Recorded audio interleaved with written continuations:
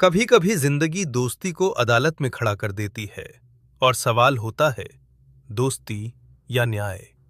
और जब कोई पंच बनकर बैठता है तो क्या उसके मुंह से सचमुच सत्य बोलता है। एक गांव में दो घनिष्ठ मित्र रहते थे, जुम्मन शेख और अलगू चौधरी। खेत खलिहान हो या हाट बाजार, दोनों साथ। लोग कहते इनकी दोस्ती पत्थर पर लकीर है। दोनों की एक रजामंदी इतनी गहरी थी कि गांव के झगड़ों में भी लोग उन्हीं की तरफ देखते। कोई कहता जहां जुम्मन है वहां अलगू है, और जहां अलगू है वहां जुम्मन। जुम्मन के घर उसकी बूढ़ी खाला थी, कमजोर, अकेली।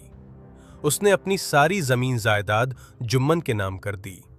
बदले में बस एक उम्मीद, बुढ़ापे में रोटी भी मिले और इज्जत भी। शुरू में सब ठीक रहा, फिर धीरे धीरे व्यवहार बदलने लगा। थाली में रोटी कम, बातों में ताना ज्यादा। खाला की आंखों में नमी थी, पर वह चुप रहती, क्योंकि अपनों से शिकायत कौन करे। आखिर एक दिन खाला ने ठान लिया, अब पंचायत होगी। चौपाल सजी, लोग जमा हुए। खाला ने कांपती आवाज में अपना दुख रखा और न्याय की गुहार लगाई। पंचायत के दिन बरगद के नीचे धूप छन छन कर गिर रही थी। चारों तरफ फुसफुसाहटें थीं।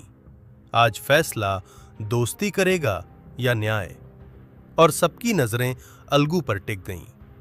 पंच चुना गया, अलगू चौधरी। जुम्मन को भरोसा था दोस्त साथ देगा, पर अलगू के सामने सवाल था, दोस्ती या न्याय।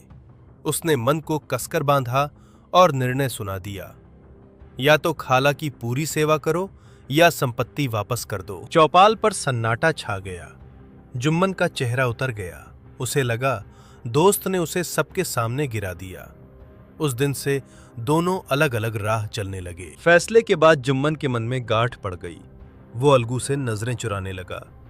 दोस्ती की जगह शक और नाराजगी ने ले ली, और दोनों के बीच की गर्माहट ठंडी पड़ गई। कुछ समय बाद किस्मत ने करवट ली। अलगू ने एक जोड़ी बैल समझू साहू को बेची। किस्तों में पैसे मिलने थे, पर समझू टालता रहा और हर बार कोई नया बहाना बना देता।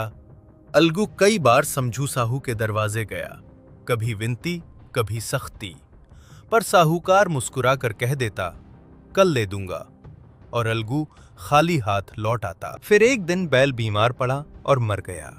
समझू साहू ने हाथ खड़े कर दिए। अब क्या दूं, बैल तो रहा नहीं। अलगू के लिए ये सिर्फ पैसा नहीं था, उसकी मेहनत और इज्जत भी दांव पर थी। मामला पंचायत तक पहुंचा। बरगद के नीचे चौपाल फिर सजी, भीड़ फिर जमा हुई, और इस बार पंच की आसंदी पर बैठा जुम्मन शेख।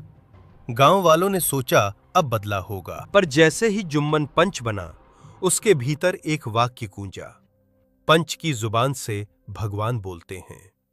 उसने दोनों पक्ष सुने और निष्पक्ष फैसला सुना दिया, अलगू के हक में। फैसला सुनकर गांव वालों ने जुम्मन की तरफ देखा। वो बदला नहीं, न्याय बोल रहा था। अलगू को लगा आज उसे नहीं, सच को जीत मिली है। अलगू की आंखें भर आईं।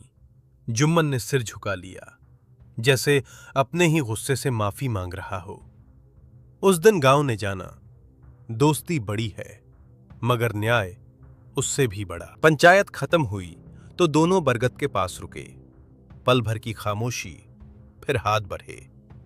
उस दिन दोस्ती वापस आई, लेकिन अब उसके साथ न्याय का सम्मान भी था।